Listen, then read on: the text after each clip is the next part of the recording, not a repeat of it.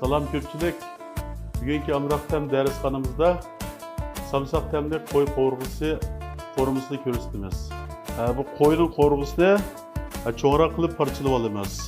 Bunga sinjan, so'mpiyozlarni ezib, suyini chiqarib qorg'uning ustiga qo'yamiz. Samsaqni chanab, ondan bosh piyozni savzini chilsel yumqoq sutni to'g'rab go'shkorlashtirib olamiz. Arqadan bunga tezliklarni beramiz.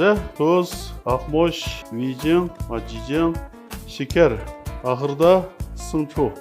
Tekşi aralashtirib, buni odatda 12 soat atrofida muzda sandiqqa silib saqlaymiz. Bizga vaqt yetishmasligi sababdan biz 2 soat bilan tamlantirsak bo'ldi. Go'shtni dam yegizib qo'ygandan keyin biz ayrim qanchaga tanlab yeb olamiz. Buning ustidagi abay salgan çayning shuqlarini terib o'tamiz. Biz bu go'shtni ayrim qanchaga ayirib ilib olgandan keyin bir tuxumni chiqib tekshir aralashtiramiz. Bunga jishfin beramiz. Orqadan go'shtga kraxmalni silib, musholat kelgandan keyin yog'da pishiramiz.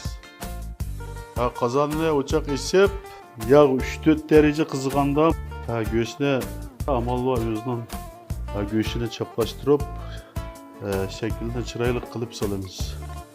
Buningda yog'ning temperaturasi belki yuqori bo'lib ketsa bo'lmaydi. Go'shtning ichi pishmay turib, tishi qizarib oldigan yoki kuyib ketgan ahvollar bo'ldi.